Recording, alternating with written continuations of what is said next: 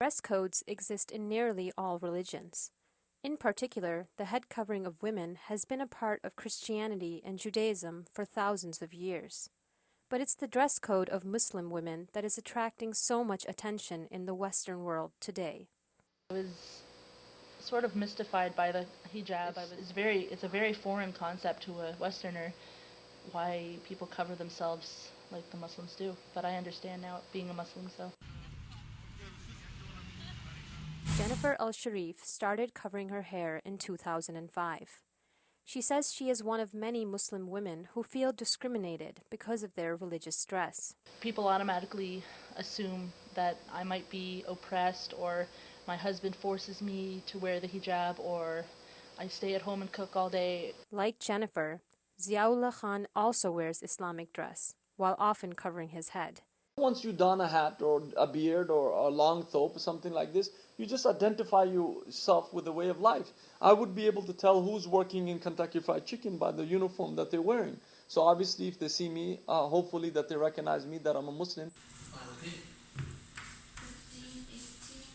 He says that hijab is not meant to oppress women, but to protect them from being objectified.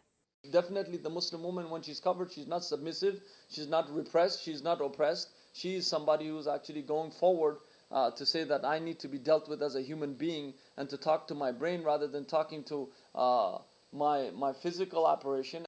Even though Islam is not the first religion to have a dress code, Ziaullah says Muslim women are pinpointed because of the way the media portrays them. You will find that people will start looking and staring because all they've seen some pictures on the TV and now they see it in real life, so they get startled by that because they have not come in contact with Muslims and Islam, and all they've been told that we are dangerous people, that we blow up things, that we harm people. Father Gary Thorne also follows a dress code, wearing all black with a white collar to show his priesthood.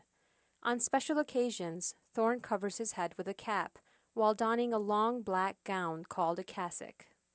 From the standpoint of the person wearing the clothing, it reminds the person, it reminds me who I am and whose I am, and it does make a difference in terms of how I might act, things I might say. Thorne says that head covering for women has its roots in biblical scriptures. Corinthians Book 2, verse 5 states that women should wear a veil while praying. The hair so much represents, I think, in many ways, one's personality and adornment, and it's precisely because one's hair is so beautiful and can be alluring and attractive, that it can be a distraction to others, and a distraction to the woman herself. For Jennifer, the similarities between a Muslim woman's dress and that of a Christian woman's, especially a nun, are obvious. When they see someone covered who's a Muslim, they point it to oppression and ill treatment and politics, or, you know what I mean, poverty or anything like that. But with a nun, the nun is respected because she's dedicating her life to God. But unfortunately what people don't see is that Muslim women are in the same site as the nuns, dedicating their lives to God because we believe in the same God. Rabbi Yehoshua Grunstein follows the Jewish dress code and covers his head similar to Muslim and Christian tradition. He says women are holier than men. The holier something is, the more it's protected and treasured. Grunstein says that in Judaism, women wear knee-length skirts and shirt sleeves to their elbows with loose clothing. Married women, like his wife Tila, hide their hair from the eyes of the public as a symbol of their marriage.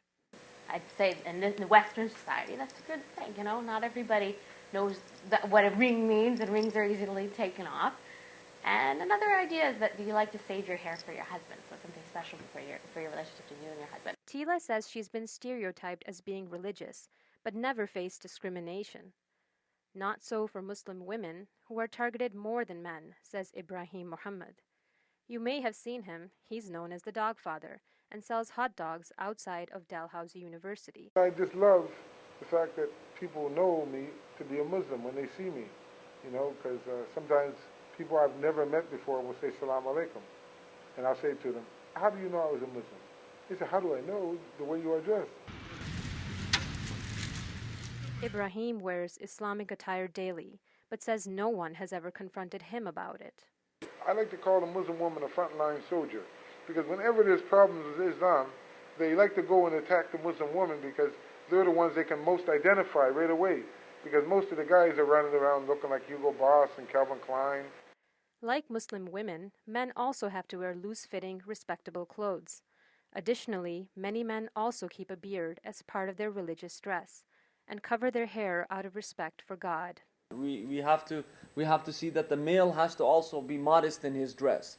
The male has to be somebody that will not wear a Speedo shorts and go swimming to say, well, yo, look at these women, they should be covered properly. Jewish men cover their heads for the same reason as Muslims, while focusing on modest clothing. Although not required to keep beards, men must keep their sideburns. Christianity does not have a dress code for the common man. However, clergymen do wear distinct clothing, such as long gowns, so that they can quickly be identified for their beliefs. Father Thorne says all religions have dress codes for the same reason. All of it is simply to symbolize the vows that they have made, the way of life that they have felt called to, and they want to proclaim this. They're not ashamed of it. And regardless when other people ridicule them or what, and that's a small price to pay for being able to proclaim to the world that their faith is worth the sacrifice of their whole life. These girls are part of the grade 6 class at the Maritime Muslim Academy.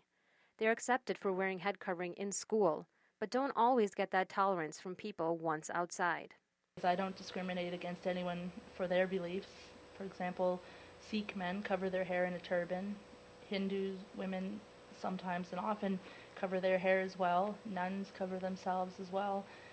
But it's the Muslims who are being pinpointed when there's a variety of other cultures and religions who have a dress code and who have head coverings and certain ways of being modest.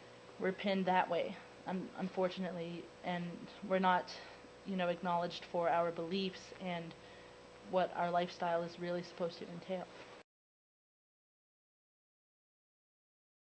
It's clear that dress codes are not a new phenomenon, especially for the major religions of the world. Head covering is even more common.